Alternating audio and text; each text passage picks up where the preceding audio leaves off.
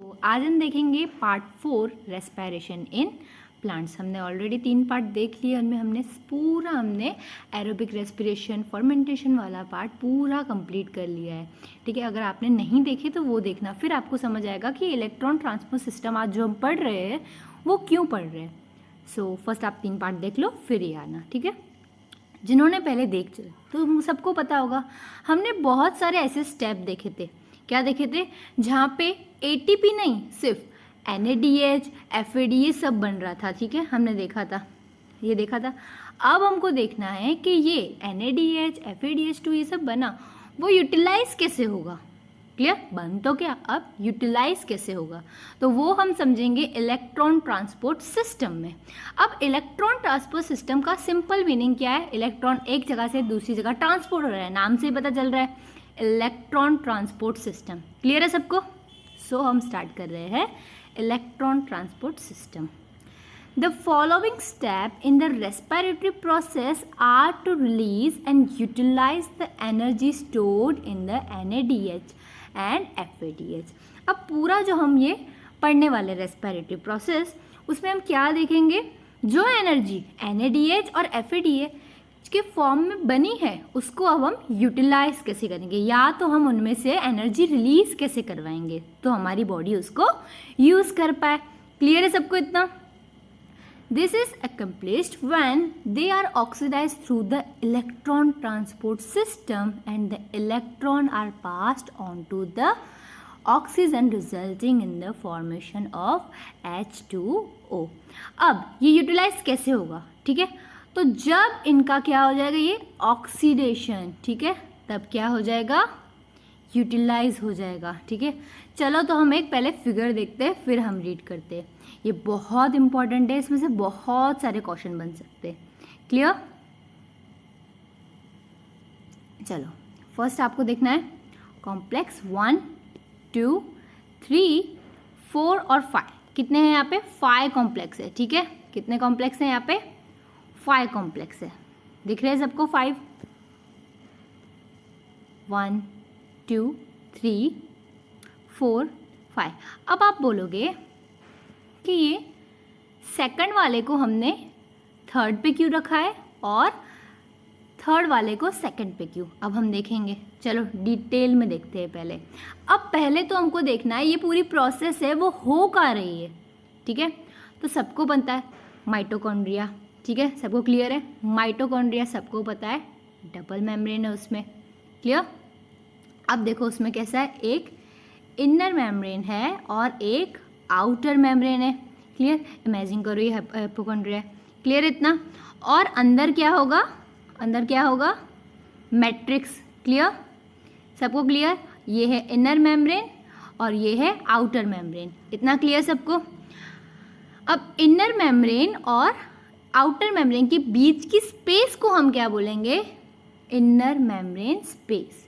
ठीक है, क्लियर है? जो मैंने बनाई ये क्या है? Inner membrane space. तो यहाँ पे ये पूरा प्रोसेस होने वाला है। ठीक है, कहाँ पे? इनर माइटोकॉन्ड्रियल मेम्ब्रेन में मेनली हम सारे कॉम्प्लेक्स देखने वाले हैं। ठीक है, अब स्पेस का भी काम आएगा, इसलिए अब हमने उसको समझो छोटे टुकड़े को हमने बड़ा कर दिया। सबसे इनसाइड क्या है? मैट्रिक्स। मैट्रिक्स के बाद क्या है? Inner membrane. यहाँ समझो आउटर मेम्ब्रेन है, और तो आउटर मेम्ब्रेन और इनर मेम्ब्रेन के बीच में क्या होगा? Inner membrane space. ठीक है, चलो अब हम समझते हैं। तो फर्स्ट हमने बनाया, पहले हम देख लेते हैं कौन से कॉम्प्लेक्स हमको रखने। तो पहला हमने कॉम्प्लेक्स रखा कॉम्प्लेक्स 1। क्लियर है सबको इतना? कॉम्प्लेक्स 1 में तो हमने देखेंगे, तो कॉम्प्लेक्स 1 में हमने जब ऊपर साइकिल पढ़ी तो अब क्या पढ़ा था? वहाँ पे क्या बन रहा है? NADH। तो हमने इसको क्या नाम दिया कॉम्प्लेक्स 1 को? NADH dehydrogenase. अब नाम क्लियर है सबको? ठीक है, चलो अब आते हैं हम कॉम्प्लेक्स 2 पे। ये रहा कॉम्प्लेक्स 2। ठीक है, ये रहा कॉम्प्लेक्स 2। अब आप बोलोगे कि ये कॉम्प्लेक्स 3 ऊपर है और कॉम्प्लेक्स 2 नीचे है, ऐसा क्यों किया हमने? बिकॉज कॉम्प्लेक्स 1 और कॉम्प्लेक्स 2 अपना इलेक्ट्रॉन किसको देने वाली है? दोनों की दोनों कॉम्प्लेक्स 3 को, इसलिए हमने उसको सेंटर में रखा है। क्लियर? तो अब कॉम्प्लेक्स 2 को हम क्या बोलते हैं? Succinate dehydrogenase. ठीक है। अब आप लोग ऐसा क्यों, नाम क्यों यहाँ पे? अब सबको याद होगा वो कौन सा स्टेप था पूरी साइकिल में हमने पढ़ी क्लैप्सियम के, जहाँ पे FAD बन रहा था, ठीक है, FADH बन रहा था। वो कौन सा स्टेप था? जहाँ पे सक्सीनेट फ्यूमरिक एसिड में कन्वर्ट होता है, वो स्टेप था, ठीक है। इसलिए हमने इसका नाम क्या रखा? Succinate dehydrogenase. यहाँ पे NADH क्यों रख गया, समझ गए? क्लियर है सबको? कॉम्प्लेक्स 1 और कॉम्प्लेक्स 2 अंदर का मैं अभी आपको समझा दी हूँ, पहले हम कॉम्प्लेक्स पढ़ेंगे, ठीक है। अब सेंटर में इन दोनों को अपने इलेक्ट्रॉन कहाँ देने हैं? कॉम्प्लेक्स 3 में। तो हमने सेंटर में क्या रखा? कॉम्प्लेक्स 3, ठीक है। उसको हम साइटोक्रोम BCA भी बोलते हैं, अब हम समझेंगे, ठीक है। फिर है कॉम्प्लेक्स 4, क्लियर है। देन है कॉम्प्लेक्स 5। कॉम्प्लेक्स 5 के 2 पार्ट है, हमने जो ऑलरेडी पढ़ लिया है, F0 पार्टिकल और F1, ठीक है। F1 थोड़ा बाहर होता है, क्लियर। चलो अब हम फर्स्ट स्टेप से समझते हैं। तो फर्स्ट यहाँ पे क्या हो रहा है? NADH NAD में कन्वर्ट हो रहा है, ठीक है। तो इसमें क्या हुआ? इसमें अपना इलेक्ट्रॉन दे दिया कॉम्प्लेक्स 1 में, क्लियर है इतना? अपना इलेक्ट्रॉन दे दिया अंदर। अब क्यों हमने ऐसा किया? बिकॉज हमने NADH को तोड़ा, ठीक है। क्यों? क्योंकि उसके हमको एनर्जी चाहिए, उसमें जो एनर्जी बनी हुई है, स्टोर्ड है, हमको वो एनर्जी दे। तो उसने क्या? अपने आप को तोड़ के अपने इलेक्ट्रॉन दे दिए कॉम्प्लेक्स 1 में। अब आप बोलोगे अभी हमने ना मिनरल्स वाले अगर हमने अभी पढ़ा नहीं है, यूट्यूब पे नहीं पढ़ा, मेरे लाइव सेक्शन में बहुत लोगों ने वो चैप्टर पढ़ लिया है। अगर आपको मेरे लाइव सेशन ज्वाइन करने, जूम पे मैं पढ़ाती हूँ, वो पेड रहता है, पर आपको क्लियर 1 to 1 आप पढ़ोगे मेरे से तो आपको इजीली सारे चैप्टर समझ आएंगे। आपको कोई भी एक लाइन में भी डाउट होगा तो आपको समझ आए। और वहाँ कैसा होता है कि डिटेल में पढ़ सकते हो आप, ठीक है। मैंने पूरी उनकी अलग PDFs बनाई हुई है, ठीक है। अगर आपको किसी को ज्वाइन करना हो तो आप मुझे कमेंट सेक्शन में बोल सकते हो। तो वहाँ पे चैप्टर था मिनरल्स वाला, तो उसमें हमने क्या पढ़ा था कि आयरन, कॉपर, ये सब क्या होता है? गुड एक्सेप्टर, ठीक है, इलेक्ट्रॉन के गुड एक्सेप्टर। अब उसमें क्या होगा, मतलब क्या? अब आपने Fe2, Fe+2, Fe+3 सबको पता होगा, ठीक है, क्या आयन है, ठीक है। अब Fe+3 और Fe+2 ईजिली कन्वर्टेबल, ठीक है, ईजिली अपने इलेक्ट्रॉन को दे सकते हैं और ले सकते हैं, क्लियर। अब Fe3+ में उसने किसी से इस साइड से इलेक्ट्रॉन लिया, ठीक है, यहाँ पे इलेक्ट्रॉन लिया और आगे उसने पास कर दिया, ठीक है। तो ये पहले इलेक्ट्रॉन इसके पास आएगा तो Fe2 में कन्वर्ट हो जाएगा, फिर उसने फिर से आगे इलेक्ट्रॉन पास कर दिया तो वो फिर से Fe3 में हो गया। उसको कोई घाटा नहीं पड़ता, पर उसका इलेक्ट्रॉन भी पास हो गया। तो ऐसा ही साइटोक्रोम भी होता है, हमने ये डिटेल में देख लिया है, क्लियर। तो पहले पहले ये इलेक्ट्रॉन जो NADH से टूट कर गए वो किसके पास गए? FMN। उसका फुल फॉर्म क्या है FMN का? उसका फुल फॉर्म है फ्लेमिन मोनो। अब मोनो मतलब क्या होता है? सिंगल। ये कॉम्प्लेक्स 1 है तो हमको याद रखना है सिंगल। और यहाँ पे डाई आएगा, ठीक है, यहाँ पे डाई, तो कॉम्प्लेक्स 2 है तो D आ रहा है, ठीक है। क्लियर है इतना सबको? क्लियर। चलो यहाँ से गया ये आयन और सल्फर के पास, क्लियर है इतना सबको? ठीक है, क्योंकि वो गुड एक्सेप्टर हमको पड़ता है, ठीक है। देन अपना इलेक्ट्रॉन इसने दिया क्यूबिनॉन। अब आप बोलोगे ये क्या होता है? क्यूबिक्यूनॉन क्या होता है हम देखेंगे। क्यूबिक्यूनॉन, ये देखो स्पेलिंग देख लो, क्यूबिक्यूनॉन यानी कीटोन है, नॉन आ रहा है, ठीक है, पीछे ऑन आ रहा है, ऑन ऑन ऑन, समझ आ रहा है, तो वो कीटोन है, ठीक है। फिर उसको इलेक्ट्रॉन दिया, तो वो किस में कन्वर्ट हो गया? यहाँ पे, ठीक है।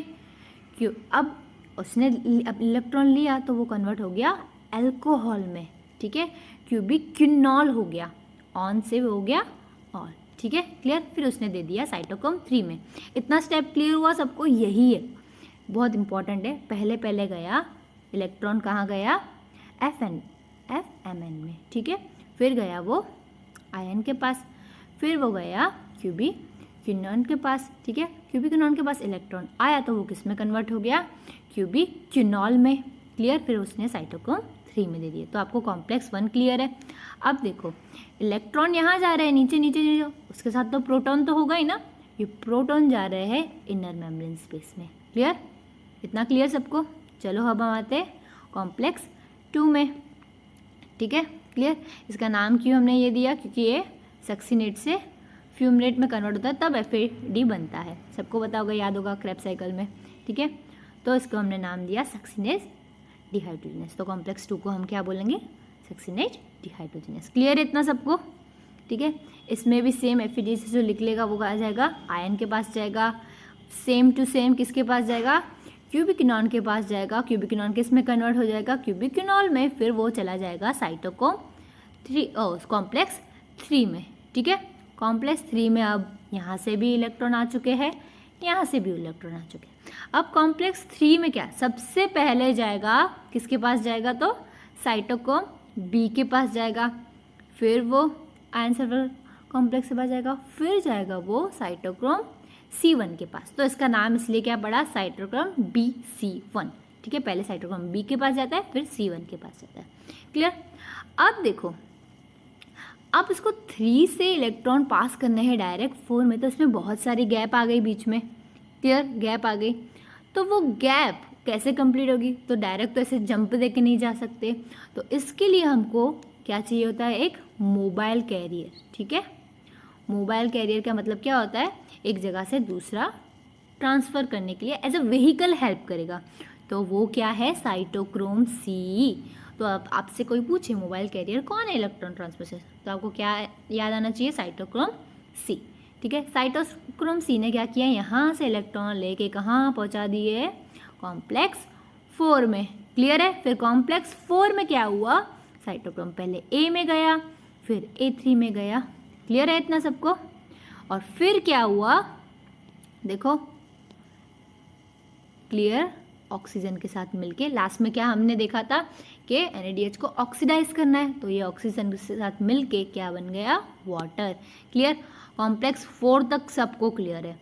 अब देखो, ठीक है, वाटर बन गया, ठीक है, हमने देख लिया वो। अब देखो, हमने देखा कि सबके प्रोटॉन्स तो ये मेम्ब्रेन, ये स्पेस में आते जा रहे हैं, आते आते जमा होते जा रहे हैं। अब रेडॉक्स पोटेंशियल कैसा हो जाएगा? यहाँ पे हाई और यहाँ पे लो, ठीक है। तो हाई टू लो जाएगा। तो जब प्रोटॉन इसके यहाँ से यहाँ फास्ट ट्रैवल करेंगे ना, तब क्या होगा? ADP ATP में कन्वर्ट हो जाएगा। क्लियर है सबको इतना? तो आई होप आपको ये चार्ट क्लियर हो, तो आपको रीड करना बहुत ईजी लगेगा, ठीक है। चलो हम रीड करते हैं। The metabolic pathway through which the electron passes from one carrier to another is called as electron transport system। तो इलेक्ट्रॉन ट्रांसपोर्ट सिस्टम क्या है? इलेक्ट्रॉन पास हो रहा है एक कैरियर से दूसरे, देखा हमने कॉम्प्लेक्स 1 2 3, ठीक है। फिर मोबाइल कैरियर था, फिर 4 के पास गया, फिर 5 के पास गया, ठीक है। उसको ही हम क्या बोल रहे हैं? Electron transport system. और ये कहाँ हो रहा है? तो it is present in the inner mitochondrial membrane. I hope ये क्लियर है। Electrons from NADH produce in mitochondrial matrix during citric acid cycle are oxidize by an NADH dehydrogenase. देखा हमने कॉम्प्लेक्स 1 में, ठीक है। कहाँ ऑक्सीडाइज होगा फर्स्ट? कॉम्प्लेक्स 1 में। कॉम्प्लेक्स 1 का नाम क्या है बताइए? NADH dehydrogenase. क्लियर है इतना? And electron are then transferred to, देख लिया हमने क्यूबिकिनॉन, ठीक है। ये वाला स्टेप देखा, वो किस में क्यूबिनॉन फिर कन्वर्ट हो जाता है? क्यूबिकिनॉल में, अल्कोहल। कीटोन कन्वर्ट हो गया अल्कोहल में। Clear? Ubiquinone also receives reducing equivalent via FADH। अभी हमने देखा था कॉम्प्लेक्स 3 से भी, कॉम्प्लेक्स 3 से और कहाँ से इलेक्ट्रॉन मिलेंगे कॉम्प्लेक्स 3 को? कॉम्प्लेक्स 2 से हमने देखा था ये डिटेल में, ठीक है। क्लियर है इतना? The reduced cubiquinon is then oxidized with the transfer of electron to cytochrome C via cytochrome BC1 complex। अब देखो, अब हमने क्या देखा? उसको भी कहाँ से मिलेगा? पहले फर्स्ट स्टेप सिमिलर है दोनों में, ठीक है। ये भी ये जाएगा, ये भी क्यूबिकिनॉन के थ्रू जाएगा। क्लियर है इतना सबको? क्लियर है? कॉम्प्लेक्स 3 के पास पहुंच गए इलेक्ट्रॉन। क्लियर है? फिर कॉम्प्लेक्स 3 से 4 में इतनी सारी गैप है, तो वहाँ क्या आता है काम? मोबाइल कैरियर, ठीक है। देन कॉम्प्लेक्स 3 से लेके 4 तक वो गैप फिल करने के लिए जो इतनी सारी गैप है, वहाँ कौन हेल्प करता है? Cytochrome C। वो क्या है? एक मोबाइल कैरियर, हमने देख लिया, ठीक है। Cytochrome C is a small protein attach to the outer surface of the inner membrane. कहाँ अटैच है? तो हमने देखा outer surface of inner membrane, ये है, ठीक है, क्लियर इतना सबको। वो क्या करेगा? And act as a mobile carrier for transfer, यानी एक व्हीकल की तरह एक्ट कर रहा है। क्या ट्रांसफर करने के लिए? इलेक्ट्रॉन। कहाँ से कहाँ तक? तो कॉम्प्लेक्स 3 से 4 तक।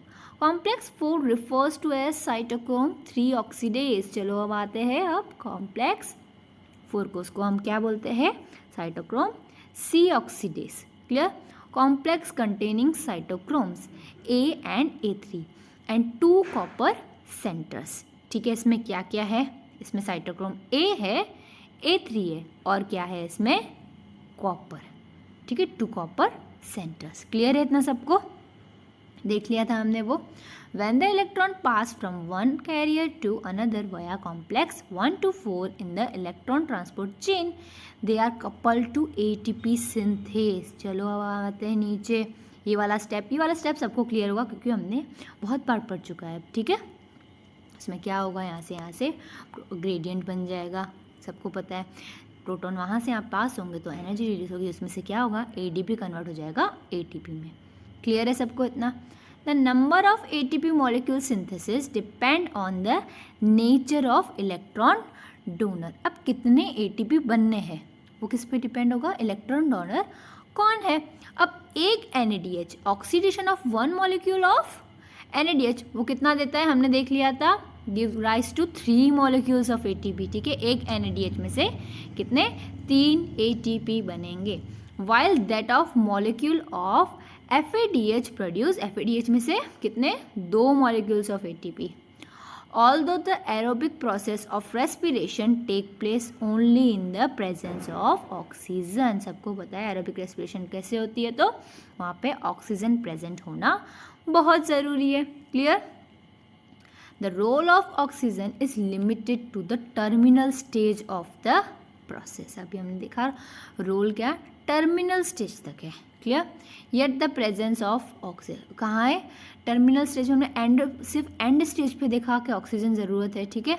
Yet the presence of oxygen is vital, पर प्रेजेंस उसकी बहुत ज़रूरी है।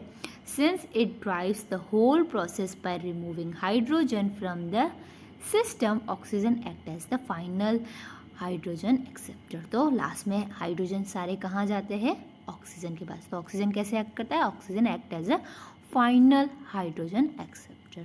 Unlike photophosphorylation where it is high energy that is utilized for the production of proton gradient required for the phosphorylation, in respiration it is energy of oxygen reduction utilized for the same process। हमने ये detail में पढ़ा है, ठीक है। Proton gradient कैसे बनता है वो भी सबको अभी डिटेल में पता है, क्लियर। कैसे बन रहा है, रेडॉक्स वाला क्या है, पूरा सबको ये क्लियर है।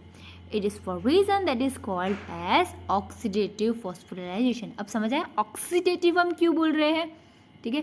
फॉस्फोराइलेशन तो समझ गए, तो ATP है तो फॉस्फोराइलेशन होगा, पर अभी ऑक्सीडेटिव क्यों बोल रहे हैं, clear. You have already studied about the mechanism of membrane link ATP synthesis as explained by chemiosmotic hypothesis, ठीक है। हमने ऑलरेडी देख लिया है, क्या देख लिया है? तो मैकेनिज्म देख लिया है के ATP सिंथेसिस का। पूरा हमने कहाँ देखा था? केमी-ऑस्मोटिक हाइपोथेसिस। डिटेल में देख लिया, पार्ट 3 में आप देख सकते हो फिर से, clear. As mention earlier the energy release during electron transport system is utilize in the synthesis ATP। हमने देख लिया 5th स्टेप में, कॉम्प्लेक्स 5th में देख लिया ATP सिंथेस अटैच था, ठीक है। उसके 2 बार हमने 2 भी देख लिए, क्या? F0 और F1, 2 मेजर कंपोनेंट्स। कौन से? F1 और F0। अभी उसको ही हमने यहाँ पे डिटेल में रखा हुआ है, ठीक है। क्लियर है सबको? ये इनर मेम्ब्रेन थी और ये मैट्रिक्स था। F1 पार्टिकल कहाँ होता है? तो थोड़ा बाहर, क्लियर। कहाँ पे? यानी मैट्रिक्स में। अब ऐसे देखने जाए माइटोकॉन्ड्रिया के थोड़ा अंदर, इनर मेम्ब्रेन के थोड़ा inside, clear. The F1 headpiece is peripheral membrane protein complex contains the site for synthesis. अब मेन यहाँ पे ये हेड पीस में क्या होगा, यानी F1 में क्या होगा? ADP कन्वर्ट होगा ATP में, ठीक है। F0 is a integral membrane protein complex that forms the channel through which protons cross the inner membrane, ठीक है। अब ये F0 क्या काम कर रहा है, तो F0 चैनल की तरह काम कर रहा है जहाँ से प्रोटॉन क्रॉस होंगे, clear. The passage of proton through the channel is coupled to catalytic site of the F1 component for the production of ATP. For each ATP produced, 4 proton passes through the F0 from the intermembrane. अब यहाँ पे एक figure में mistake है। अभी हमने क्या पढ़ा, 4 प्रोटॉन जब ऐसे पास होंगे तब एक ATP बन पाएगा, पर यहाँ पे इन्होंने 2 लिखा है, तो ये NCERT वालों की मिस्टेक है। सो आज का हम पार्ट यहीं फिनिश करते हैं और नेक्स्ट वाला बहुत छोटा सा ही होगा पार्ट और यहाँ पे चैप्टर फिनिश हो जाएगा, ठीक है। पर वो भी इम्पॉर्टेंट है, आप देखना ज़रूर। सो अब आपने सब्सक्राइब नहीं किया तो please subscribe and thanks for watching.